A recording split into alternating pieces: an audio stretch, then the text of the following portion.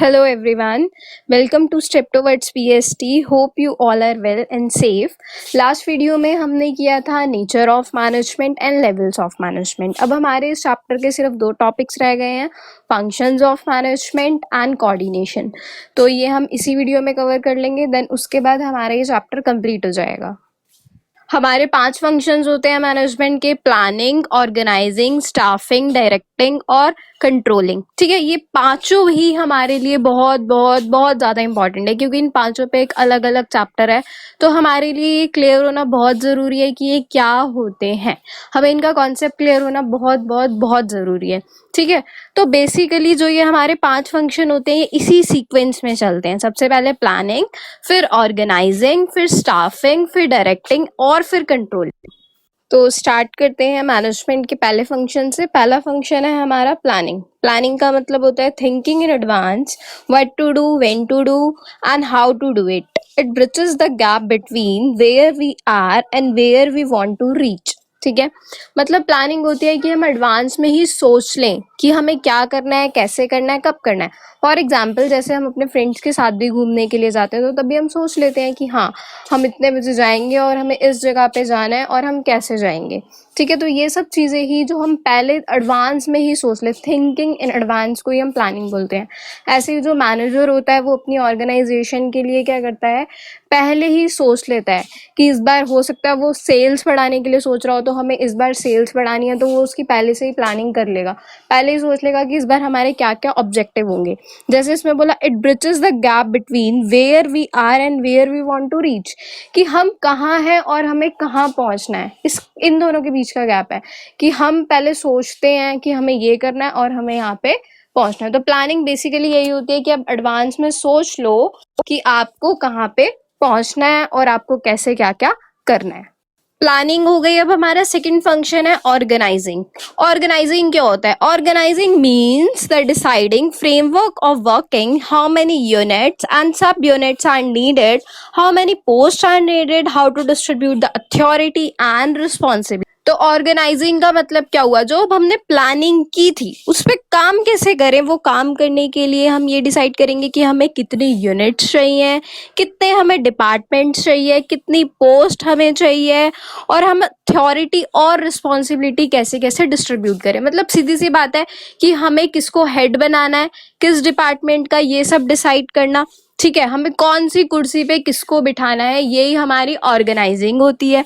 ठीक है, and arrange resources, और हमें रिसोर्सेज भी अरेंज करने पड़ते हैं. इसमें जो जो रिसोर्सेज हमें हमारी प्लानिंग को वर्क करने के लिए चाहिए वो सब रिसोर्सेज हम इसमें अरेंज करेंगे. ठीक है, तो बेसिकली हम ऑर्गेनाइजिंग में करेंगे कि हमें कितने डिपार्टमेंट चाहिए, कितने लोग चाहिए काम करने के लिए, और हमें कितनी यूनिट्स बनानी होगी, कौन सा काम कौन सा पर्सन करेगा, किसकी अथॉरिटी क्या होगी, किसी की रिस्पॉन्सिबिलिटी क्या होगी, ये सब डिसाइड करना ही ऑर्गेनाइजिंग होता है. अब थर्ड हमारा आएगा स्टाफिंग. अब आपने ये डिसाइड कर लिया कि हाँ भाई हमें कितने डिपार्टमेंट्स बनाने हैं, कितनी यूनिट्स होगी. अब आपको ये भी तो देखना है कि कौन सी जॉब पे कौन से पर्सन को मुझे रखना है. स्टाफिंग का मतलब होता है, staffing means find the right person for the right job. Right job के लिए आप राइट पर्सन को चूज करो. क्योंकि देखो, एक अकाउंटेंट वाला पर्सन है, ठीक है, जिसे अकाउंट्स बहुत अच्छे से बनाने आते हैं, लेकिन अगर आप उसे सेल्स डिपार्टमेंट में रख दोगे तो फिर कोई फायदा नहीं है, वो ढंग से काम ही नहीं कर पाएगा. तो इसीलिए ठीक है, it includes activities like recruitment, selection, placement, training and development.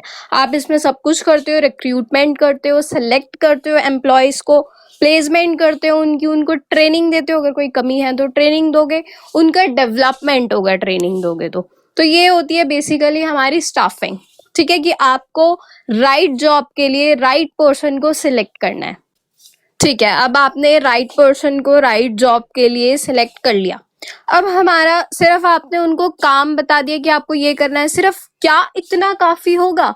नहीं, इतना काफी नहीं होगा. आपको उन्हें डायरेक्शन देनी पड़ेगी, उन्हें गाइड करना पड़ेगा, उन्हें इंस्ट्रक्शन देनी पड़ेगी, और आपको उन्हें मोटिवेट भी करना पड़ेगा, तभी वो बढ़िया तरीके से काम कर पाएंगे. ठीक है, directing refers to guiding, instructing, inspiring and motivating the employees. आप उन्हें मोटिवेट करो, इंस्ट्रक्ट करो, डायरेक्शन दो. अब हमारा है कंट्रोलिंग। कंट्रोलिंग का मतलब है कि जो आपने सब कुछ कर लिया, आपने प्लानिंग कर ली कि हमें क्या क्या काम करना है, उसके बाद आपने ऑर्गेनाइजिंग भी कर ली, ठीक है, किसको क्या क्या रिस्पॉन्सिबिलिटी मिलेगी, क्या कितने हमारे डिपार्टमेंट्स होंगे, आपने राइट जॉब के लिए राइट पर्सन को भी सिलेक्ट कर लिया स्टाफिंग में, ठीक है। उसके बाद आप अपने एम्प्लॉयज को डायरेक्शन भी दे रहे हो, उन्हें इंस्ट्रक्शंस भी दे रहे हो, उन्हें गाइड भी कर रहे हो, उन्हें मोटिवेट भी कर रहे हो। अब आप देखोगे कि जो हमने प्लानिंग की है क्या उसके हिसाब से काम हो भी रहा है। तो ये हमारा जो ये पार्ट है कि क्या उसके हिसाब से काम हो भी रहा है, हम परफॉर्मेंस को मॉनिटर करें, यही हमारा होता है कंट्रोलिंग, ठीक है। Controlling is monitoring the organizational performance towards the attainment of organization goal. कि जो हमने ऑर्गेनाइजेशन के लिए प्लानिंग के टाइम पे जो हमने गोल डिसाइड किया था क्या उसके हिसाब से काम हो भी रहा है। अगर उसके हिसाब से काम नहीं हो रहा तो आप कंट्रोल करोगे, ठीक है। अब उसके हिसाब से काम नहीं हो रहा तो आप कंट्रोल करोगे, देखोगे कि क्या मैं इसमें कुछ करेक्शन कर सकता हूँ, क्या इसमें हम कुछ कर सकते हैं जो हमारा गोल हो उसे हम अचीव कर पाए, ठीक है। तो हमारे ये बेसिकली 5 फंक्शन होते हैं। प्लानिंग, जिसमें आप सोचते हो कि आपका गोल क्या होगा, थिंकिंग इन एडवांस। उसके बाद ऑर्गेनाइजिंग, ऑर्गेनाइजिंग में आप देखते हो कि मुझे अथॉरिटी किसको देनी है, कौन सी रिस्पॉन्सिबिलिटी किसकी होगी, मुझे कितने डिपार्टमेंट्स बनाने हैं। स्टाफिंग में आप देखते हो right person for the right job. उसके बाद डायरेक्टिंग में आप अपने जो एम्प्लॉयज हैं जिनको आपने काम पे रखा है उनको मोटिवेट करोगे, उनको इंस्ट्रक्शन दोगे कि वो ढंग से काम करें। उसके बाद कंट्रोलिंग, आप परफॉर्मेंस चेक करोगे कि ढंग से काम हो रहा है या नहीं हो रहा। अगर आप उसमें कोई करेक्शन कर सकते हो तो वो आप करोगे कंट्रोलिंग में। अच्छा, अब आपको ये पता चल गया कि हाँ क्या क्या फंक्शंस होते हैं मैनेजमेंट के, हमें पता चल गया। उसके बाद आपको याद होगा हमने जो हमारे फीचर्स होते हैं मैनेजमेंट के उसमें एक फीचर पढ़ा था, management is a continuous process. Management एक कंटिन्यूअस प्रोसेस है। तो अब आपको ये बहुत अच्छे से समझ में आएगा। देखा आपने, पहले प्लानिंग हुई, फिर हमने ऑर्गेनाइजिंग की, फिर हमने स्टाफिंग की, फिर हमने डायरेक्टिंग की, फिर हमने कंट्रोलिंग की। तो मैनेजमेंट एक कंटिन्यूअस प्रोसेस होता है। Management is a continuous process, is consist a series of function, series होती है फंक्शन की, which are performed by all the manager, जो सारे मैनेजर्स को परफॉर्म करनी पड़ती है, ठीक है। तो ये थे हमारे फंक्शंस ऑफ मैनेजमेंट। अब हमारा नेक्स्ट टॉपिक है कोऑर्डिनेशन। अब कोऑर्डिनेशन क्या होता है, अगर मैं बिल्कुल बताऊं आपको इजीली, तो कोऑर्डिनेशन का मतलब होता है तालमेल बिठाना, कोऑर्डिनेट करना एक दूसरे के साथ, तालमेल बिठाना एक दूसरे के साथ। और क्योंकि आपको पता है कि जो हमारा मैनेजमेंट है वो ग्रुप एक्टिविटी है, तो हमारे लिए कोऑर्डिनेशन बहुत ज्यादा जरूरी है। क्योंकि मैनेजमेंट में क्या होता है, ग्रुप मिलके काम करता है, एक टीम वर्क है, तो कोऑर्डिनेशन होना बहुत जरूरी है, तभी आप अपना गोल अचीव कर पाओगे। Coordination, coordination the essence of management, ठीक है जी। जो कोऑर्डिनेशन है वो मैनेजमेंट के लिए बहुत ज्यादा जरूरी है, बहुत इंपॉर्टेंट है। उसकी समरी है मैनेजमेंट की, सार है ये उसका। Coordination mean synchronisation of various activity and efforts of all individuals, groups, levels, departments and functions in common direction to achieve the goals of the organization। Coordination का मतलब क्या है कि आपकी जितनी भी एक्टिविटीज हो रही है, जितने भी एफर्ट्स हैं, इंडिविजुअल जो भी लोग काम कर रहे हैं, ग्रुप्स जितने भी आपने ग्रुप्स बनाए हुए हैं, जो भी हमारे लेवल्स हैं, कौन कौन से लेवल होते हैं, top level management, middle level management, low level management, departments है आपके जितने भी, सेल्स डिपार्टमेंट, प्रोडक्शन डिपार्टमेंट, जो भी आपके डिपार्टमेंट्स है, उन सबको एक कॉमन डायरेक्शन में लेके जाना, उन सबके बीच में कोऑर्डिनेशन होना चाहिए ऑर्गेनाइजेशन का गोल अचीव करने के लिए। तब तक बढ़िया कोऑर्डिनेशन नहीं होगा, तब तक जितने भी हम एफर्ट्स लगा रहे हैं, जो भी हम काम कर रहे हैं, जो भी हम एक्टिविटीज कर रहे हैं, उनका कोई भी फायदा नहीं है। क्योंकि कोऑर्डिनेशन के बिना में बहुत सारी प्रॉब्लम्स आ सकती है। तो कोऑर्डिनेशन क्या करता है, हमारे सारे लेवल्स, हमारे सारे डिपार्टमेंट, हमारे सारे फंक्शंस, हम जो भी हमारे सारे ग्रुप्स, सबको एक साथ लेके आता है, सब में तालमेल बिठाता है, सब एक साथ कोऑर्डिनेट करें, ये ही हमारा कोऑर्डिनेशन होता है। उसके बाद फीचर्स ऑफ कोऑर्डिनेशन, क्या क्या फीचर्स हैं? कोऑर्डिनेशन इंटीग्रेट्स ग्रुप एफर्ट्स, जो ग्रुप एफर्ट्स है उनको इंटीग्रेट करता है, एक साथ लेके आता है, ठीक है। Coordination ensures unity of action, जो भी आप काम कर रहे हो उसमें एकता हो, उसमें यूनिटी हो, आप सबको पता हो कि कौन से डिपार्टमेंट में क्या काम चल रहा है, कैसे चल रहा है, ठीक है। उसके बाद है coordination is all pervasive, coordination हर जगह, कोई भी आपका लेवल हो, कोई भी डिपार्टमेंट हो, आपका कोई भी फंक्शन हो, हर फंक्शन में, हर लेवल में, हर डिपार्टमेंट में, हर ग्रुप में आपको कोऑर्डिनेशन चाहिए।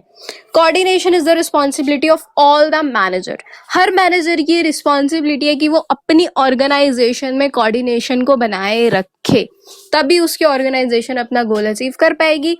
तो कोऑर्डिनेशन हर मैनेजमेंट की रिस्पॉन्सिबिलिटी होती है।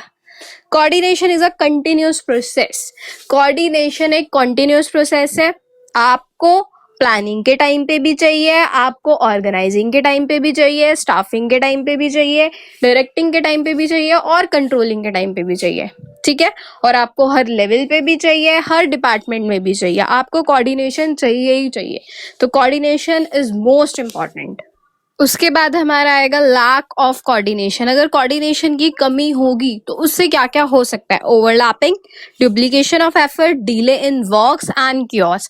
अगर आपकी ऑर्गेनाइजेशन में कोऑर्डिनेशन नहीं होगा, अगर आप कोऑर्डिनेट नहीं कर रहे हो अच्छे से, तो ये सारी प्रॉब्लम्स आपको हो सकती है, क्योंकि कोऑर्डिनेशन ना होने की वजह से बहुत सारी मिसअंडरस्टैंडिंग, बहुत सारी मिसकम्युनिकेशन हो सकती है, जिसकी वजह से आपको ये सारी प्रॉब्लम्स होंगी।